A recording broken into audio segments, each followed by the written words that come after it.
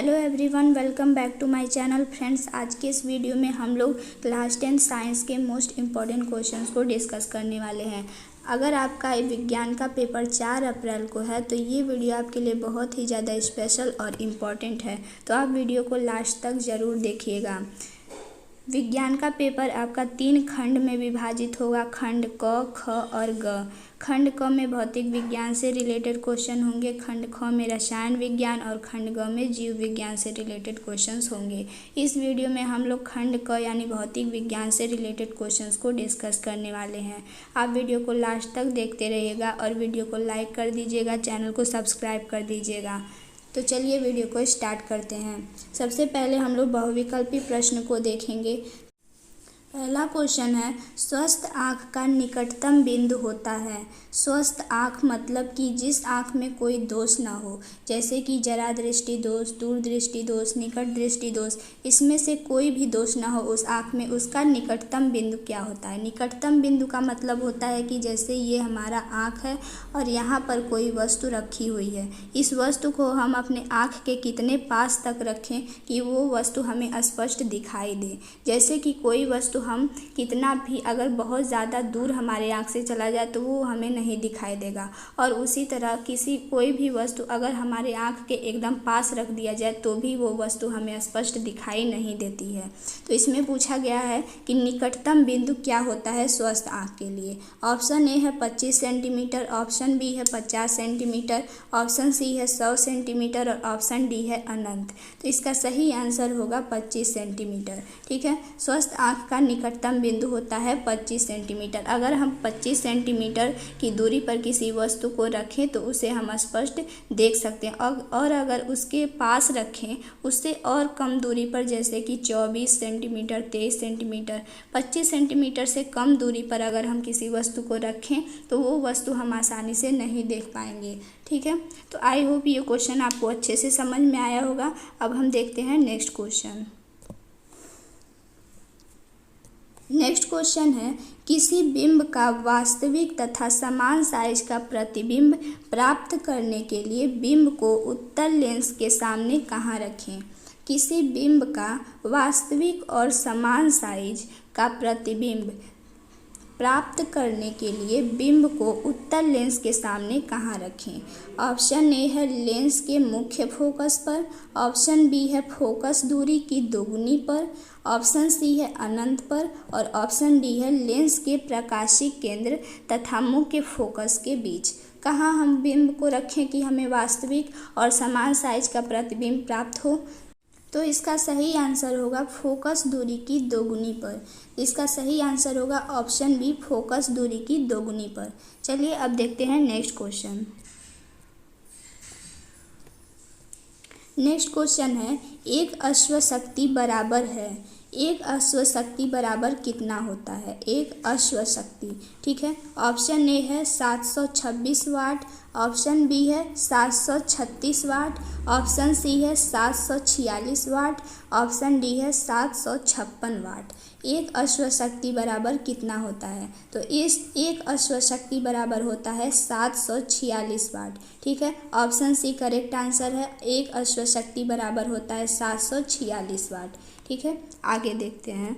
Next question है, विद्युत धारा उत्पन्न करने की युक्ति है।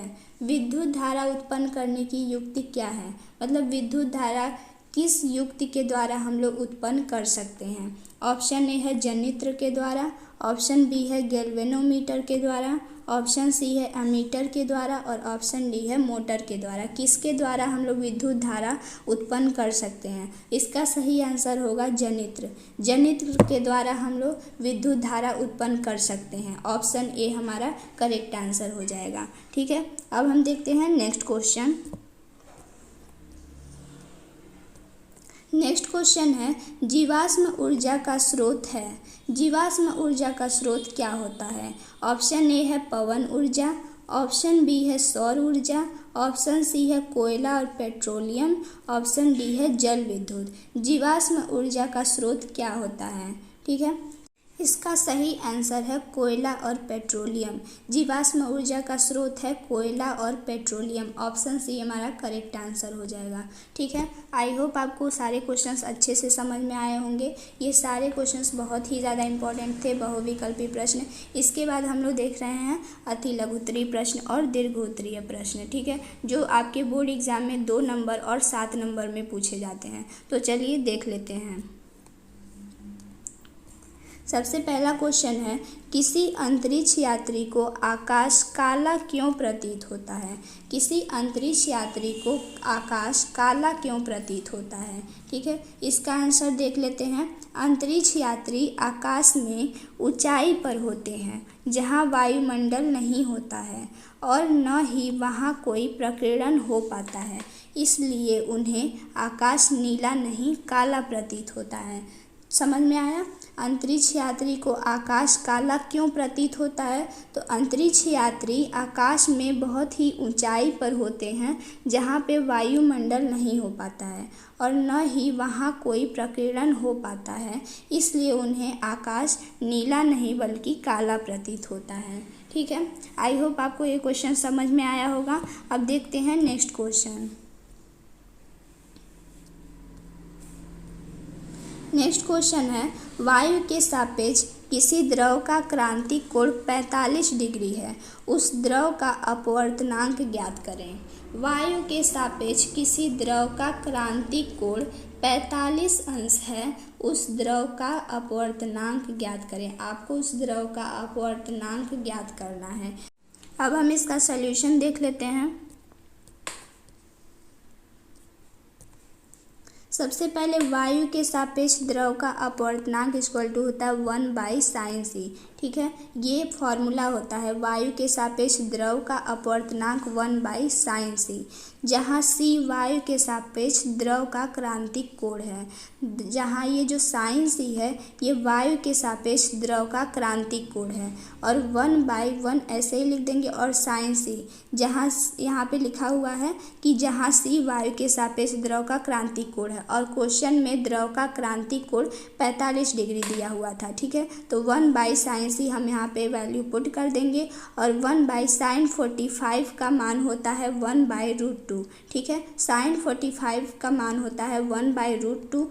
ये √2 जब ऊपर जाएगा तो हमारे पास बच जाएगा √2 कंप्लीट आंसर। ठीक है फ्रेंड्स, आई होप आपको सभी क्वेश्चंस अच्छे से समझ में आ रहे होंगे। चलिए देखते हैं अब नेक्स्ट क्वेश्चन। नेक्स्ट क्वेश्चन है, 4 मीटर फोकस दूरी वाले अवतल लेंस की क्षमता ज्ञात करें। 4 मीटर फोकस दूरी वाले अवतल लेंस की क्षमता ज्ञात करनी है आपको। इसका सल्यूशन देख लेते हैं। फोकस दूरी दिया हुआ है 4 मीटर। ठीक है, फोकस दूरी यहाँ पे दिया हुआ है 4 मीटर। अवतल लेंस है तो यानी कि ये माइनस में लेंगे। ठीक है, लेंस की क्षमता इक्वल टू होता है 1 फोकस दूरी। ठीक है, ये फॉर्मूला होता है लेंस की क्षमता इक्वल टू 1 फोकस दूरी। ठीक है, अब 1 फोकस दूरी दिया हुआ है 4 -4। ठीक है, तो 1 -4, और जब इसका डिवाइड करेंगे तो हमारा कंप्लीट आंसर आएगा -0.25 डायोप्टर। लेंस की क्षमता का इकाई होता है, यूनिट होता है डायोप्टर। तो इसको लिखना आप लोग मत भूलिएगा, इस पर नंबर कट जाएगा, इसको ज़रूर लिखिएगा। इसका हमारा कंप्लीट आंसर आएगा 0.25 डायोप्टर, -0.25 डायोप्टर। ठीक है, आई होप आपको क्वेश्चन अच्छे से समझ में आया होगा। नेक्स्ट क्वेश्चन देखते हैं। स्वच्छ किरण आरेख द्वारा एक अवतल दर्पण के सम्मुख स्थित वस्तु के प्रतिबिंब निर्माण को प्रदर्शित कीजिए जब वस्तु की स्थिति पहला दिया है दर्पण की वक्रता केंद्र पर हो, और दूसरा है दर्पण के ध्रुव व फोकस के मध्य हो। आपको किरण आरेख खींचना है अवतल दर्पण का। ठीक है, अवतल दर्पण का किरण आरेख खींचना है कि वस्तु के प्रतिबिंब के निर्माण को प्रदर्शित कीजिए जब वस्तु की स्थिति दर्पण के वक्रता केंद्र पर हो और दर्पण के ध्रुव व फोकस के मध्य हो। तो चलिए अब हम इसका सॉल्यूशन देख लेते हैं। यहाँ पे अवतल दर्पण की बात की गई थी। पहला क्वेश्चन था जब वस्तु दर्पण के वक्रता केंद्र पर रखी हो। यहाँ पे हम लोग ने अवतल दर्पण बना लिया है। ठीक है, ये परावर्तक पृष्ठ है। ठीक है, इधर परावर्तक पृष्ठ है और यहाँ से ये प्रिंसिपल एक्सिस होता है, ठीक है, इसका नाम होता है प्रिंसिपल एक्सिस। और वक्रता केंद्र पर रखी है वस्तु, तो यहाँ पे हम लोगों ने वक्रता केंद्र पर वस्तु को रखा, ठीक है। और यहाँ से जब लाइट की रे गई और यहाँ से रिफ्लेक्ट होके यहाँ फोकस से होकर के जाएगी, ठीक है, इधर उधर से लेकर के नहीं जाना है, फोकस से ही लेकर जाना है, ये रूल होता है। यहाँ से जब लाइट की रे रिफ्लेक्ट होके फोकस से होकर के गई और यहाँ से जब लाइट की रे आई, ठीक है, और यहाँ से होकर के गई, उसके बाद से जब ये दोनों लाइनें जहाँ पे एक दूसरे को काटेंगी, ये दोनों लाइनें जहाँ पे एक दूसरे को काटेंगी, ठीक है, वहीं पे प्रतिबिंब हमारा बनेगा। वस्तु के वक्रता केंद्र पर हो, ठीक है, वस्तु दर्पण के वक्रता केंद्र पर हो, यानी कि वक्रता केंद्र पर हमने वस्तु को रखा और यहाँ पे ये दोनों लाइनें एक दूसरे को काट रही हैं, यानी कि हमारा प्रतिबिंब यहाँ पे बनेगा, ठीक है। आगे देखते हैं। इसके बाद आपको लिखना होगा प्रतिबिंब की स्थिति, आकार और प्रकृति। ये चित्र आपने बना दिया और ये तीनों अगर आप नहीं लिखेंगे तो आपको एक भी नंबर नहीं मिलेगा। ये तीनों इस चित्र का स्पष्टीकरण होता है कि आपने इस चित्र में क्या क्या दर्शाया है। प्रतिबिंब की स्थिति कहाँ है, आकार कैसा है, प्रकृति कैसा है, ठीक है। प्रतिबिंब की स्थिति वक्रता केंद्र पर कैसे पता चलेगा, तो ये दोनों लाइनें एक दूसरे को जहाँ पे यहाँ पे काटी हैं, ठीक है, तो इसको यहाँ से मिला देंगे तो यहाँ पे वक्रता केंद्र पर आया, यानी कि प्रतिबिंब की स्थिति वक्रता केंद्र पर है। आकार कैसा है, वस्तु के बराबर। आकार कितना बड़ा है, प्रतिबिंब का आकार कितना बड़ा है, तो वस्तु के बराबर। कैसे पता चलेगा, तो यहाँ पे देखिए ये जो बॉक्स है, ये जो बॉक्स टाइप का बना है, ठीक है, ऊपर भी बना है और नीचे भी बॉक्स टाइप का बना है, ठीक है, ये दोनों बॉक्स एक दूसरे के बराबर है, यानी कि वस्तु का आकार जो प्रतिबिंब का आकार है वो वस्तु के आकार के बराबर है, ठीक है। इसके बाद आता है प्रकृति। प्रकृति कैसा है, इसको पहचानने के लिए हम देखेंगे ये यहाँ पे एक लाइन खींच लेते हैं, अपने समझने के लिए यहाँ पे एक लाइन खींच लेते हैं, ठीक है।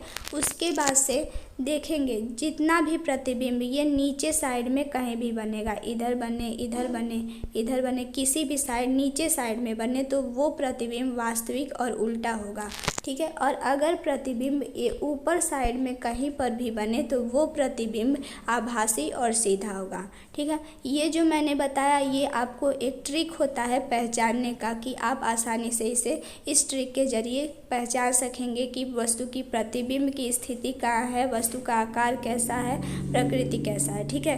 इसके जरिए आप पहचान सकते हैं। इसके लिए और अगर ये ट्रिक नहीं अपनाते हैं तो आपको रटना पड़ेगा, तो रटने से बढ़िया है कि ट्रिक लगा लो, ठीक है। आगे देखते हैं। नेक्स्ट था जब वस्तु दर्पण के ध्रुव व फोकस के बीच रखी हो। जब वस्तु दर्पण के ध्रुव और फोकस के बीच रखी हो तब प्रतिबिंब कैसा बनेगा, ये आपको दिखाना है। यहाँ पे हमने अवतल दर्पण की बात की गई थी, तो अवतल दर्पण हम लोगों ने बना लिया, ठीक है। उसके बाद से इसका किरण आरेख यहाँ पे आप देख सकते हैं। वस्तु बोला गया है वस्तु दर्पण के ध्रुव और फोकस के बीच रखी हो, ठीक है। तो ये हो गया है ध्रुव और ये है फोकस, इन दोनों के बीच वस्तु को यहाँ पे रखना है, ठीक है। और यहाँ से जब किरण जाएगी और यहाँ से रिफ्लेक्ट होके फोकस से होकर के जाएगी, ठीक है। और ये दोनों लाइनें जब एक दूसरे को जहाँ पे काटेंगी वहीं पे प्रतिबिंब बनेगा, ठीक है।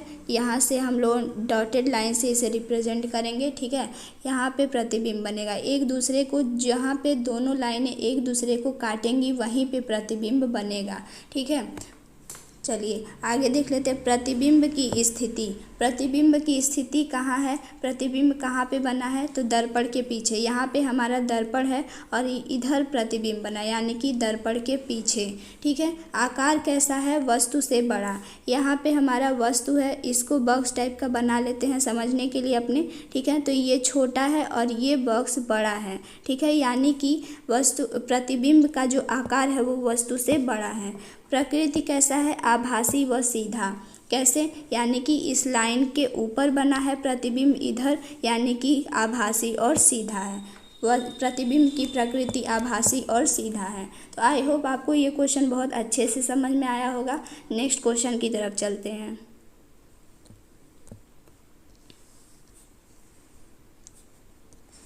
नेक्स्ट क्वेश्चन है, लेंस के प्रथम फोकस तथा द्वितीय फोकस को परिभाषित कीजिए। लेंस के प्रथम फोकस और द्वितीय फोकस की परिभाषा लिखनी है आपको। यहाँ पे देख लेते हैं प्रथम फोकस की परिभाषा। लेंस के मुख्य अक्ष पर स्थित वह बिंदु जिससे चलकर आने वाली किरणें उत्तल लेंस में या जिसकी ओर चलकर आने वाली किरणें अवतल लेंस में अपवर्तन के पश्चात मुख्य अक्ष के समांतर हो जाती हैं, लेंस का प्रथम फोकस कहलाता है।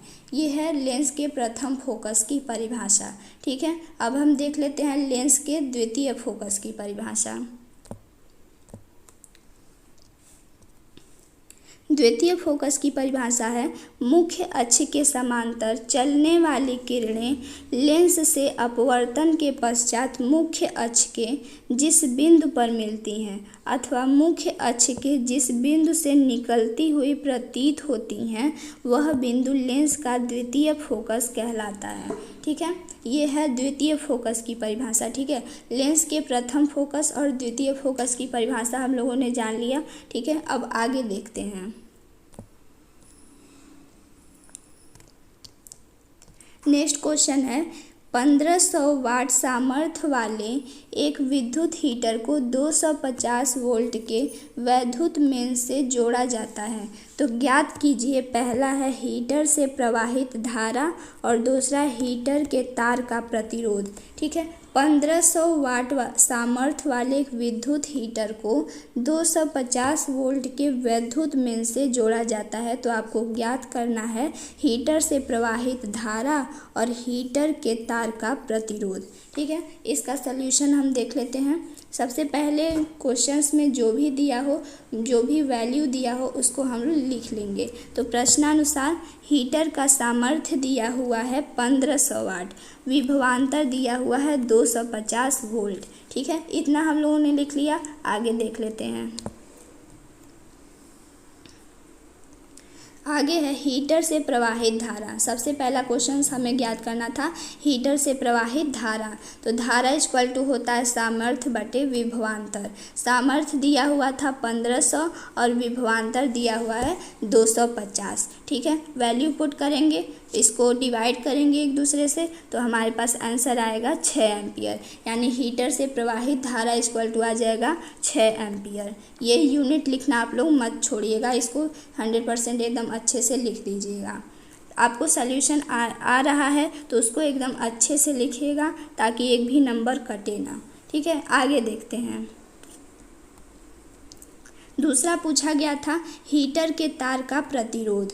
तो हीटर के तार का प्रतिरोध बराबर होता है विभवांतर बटे धारा। ठीक है, किसी भी चीज़ का प्रतिरोध आपको निकालना रहे तो प्रतिरोध इक्वल टू होता है धारा बटे विभवांतर। यही फॉर्मूला आप लोग लगा लीजिएगा। ठीक है, तो यहाँ पे हीटर के तार का प्रतिरोध ज्ञात करना है। तो प्रतिरोध बराबर होता है विभवांतर बटे धारा। विभवांतर दिया था 250 और धारा हम लोगों ने निकाला यहाँ पे 6 एम्पियर। ठीक है, अब इन दोनों का एक दूसरे से डिवाइड करेंगे तो हमारा कंप्लीट आंसर आएगा 41.6 ओम। ठीक है, प्रतिरोध का मात्रक होता है ओम, यहाँ पे ओम लिख देंगे 41.6 ओम। ये हमारा कंप्लीट आंसर है। ठीक है, तो आई होप आपको ये क्वेश्चन अच्छे से समझ में आया होगा। ठीक है, आगे देखते हैं।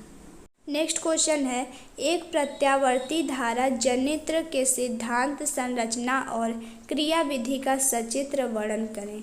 ठीक है, प्रत्यावर्ती धारा जनित्र का सिद्धांत, संरचना और क्रियाविधि लिखना है आपको। जनित्र का संरचना बनाना है, नामांकित चित्र पूरा उसका संरचना बना के और उसके सारे पार्ट्स के नाम लिखने हैं आपको। उसके बाद जनित्र का सिद्धांत लिखना है और क्रियाविधि, वो किस क्रियाविधि पर कार्य करता है। ठीक है, ये बहुत ही ज़्यादा इम्पोर्टेंट क्वेश्चन है और ये हर साल बोर्ड एग्ज़ाम में एकदम 100% आता है और ये 7 नंबर में आपके बोर्ड एग्ज़ाम में पूछा जाता है ये क्वेश्चन। तो आप लोग इसको अच्छे से तैयार करिएगा। अगर वीडियो पसंद आई हो तो प्लीज़ वीडियो को लाइक ज़रूर कीजिएगा और चैनल को सब्सक्राइब करना मत भूलिएगा। ठीक है, फिर मिलेंगे ऐसे एक वीडियो के साथ। Thanks for watching.